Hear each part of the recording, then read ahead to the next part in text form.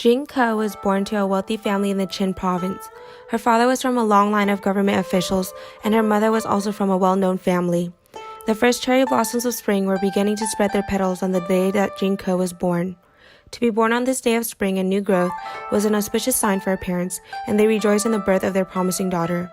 Her parents already had a 4-year-old son, and although they had been hoping for a second son, the cherry blossoms were enough of a sign to convince them that their new daughter would be as full of as much potential as her son. Growing up, Jing Ke saw her brother not only as a role model, but as a friend. The two were inseparable.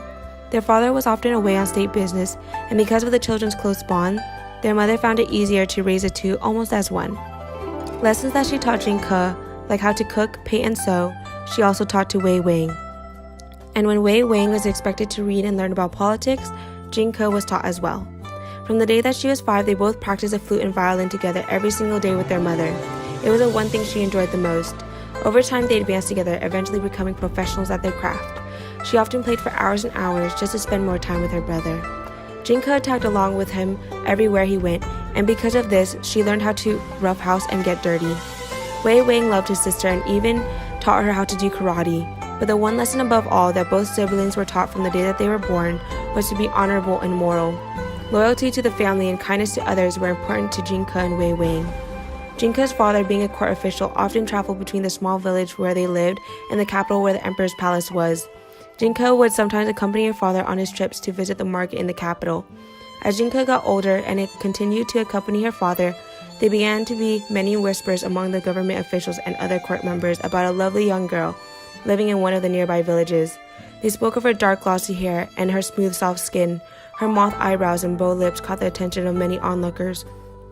Word of this beautiful girl began to spread, and many of the locals said the family could retrieve a hefty bride dowry for her. Before long, Jing Ke's father had come home with the king's advisor.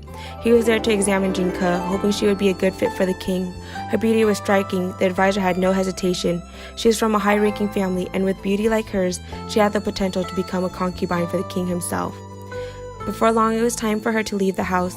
Her last conversation with her brother was bittersweet. She was hesitant and unwilling to start her new life, but her brother tried to convince her otherwise.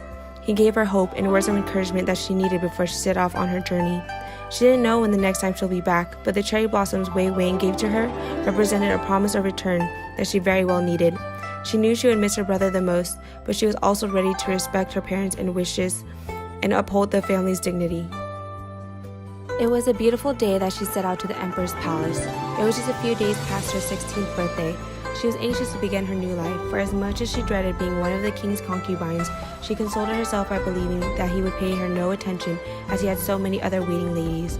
She told herself that she would spend most of her time in her own quarters, serving him occasionally. In fact, living in the palace might even be fun, she told herself. There must be big libraries and lots of things to read and learn. She had been traveling most of the day, and the sun was headed down towards the horizon when she saw the palace looming in the distance.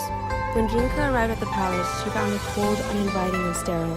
The gigantic iron doors opened with an empty thud which echoed through the chamber which led directly to the throne room. She was ushered in by several servants, and they announced her arrival to the king as a new concubine.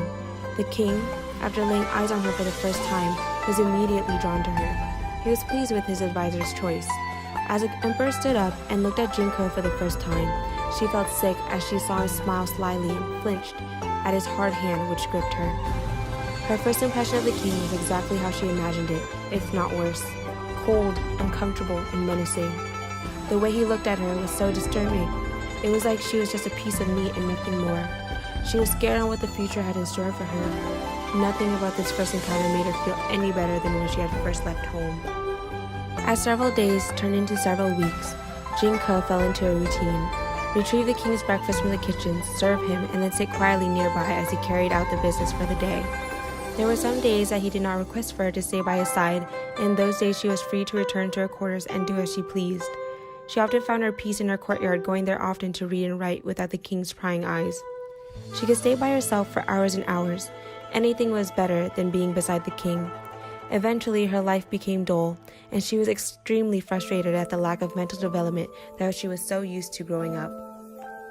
Jing Ke tosses her paper out of anger. She was fed up with being a servant to a king she didn't even like. To her surprise, it is thrown back at her.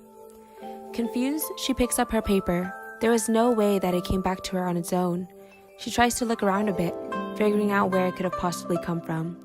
She then sees a barred window below her and walks towards the culprit. "Who are you?" "Who are you?" the voice parrots back. "What are you doing in my courtyard?" "What are you doing in my prison?" the voice asks. "Prison? What prison?" Jing Ke questions. The voice answers, "These are my quarters. I'm a prisoner of the state." Jing Ke thinks about this momentarily. "What is your name?" she finally says. "Prince Don." A few weeks have passed. Jing Ke has gone into a routine and is used to the king's presence. However, her relationship with him and her attitude she felt about him haven't changed one bit.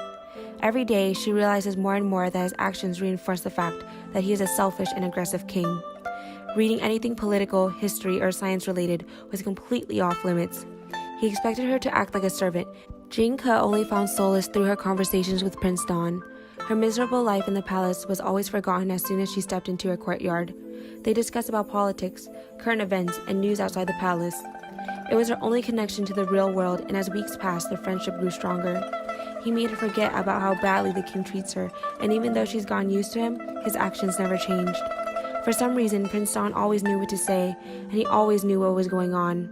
They even discussed rumors about planned assassination attempts, but they've always believed it was just talk. Everyone was afraid of the king, and although they had hope, they truly believed that no one would ever dare. It was a regular Sunday night where Jing Ke normally sits by the king. The throne room was quiet until the king's advisor walks in. The advisor whispers into the king's ear. It was news Jing Ke wasn't supposed to hear. The advisor notifies the king that Wei Wing is now dead. His refusal to join the army and take part in the war has cost him his life.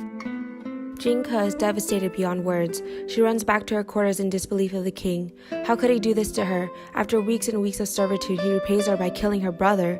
She decides to run to the courtyard to Prince Don to tell him the news. However, she finds him missing as well. He's gone and he has fled.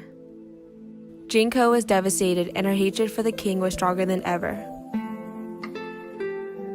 Back in the throne room, an assassin makes his first attempt at killing the king. The rumors were true. He skillfully dashes around the room, waiting to make the first move.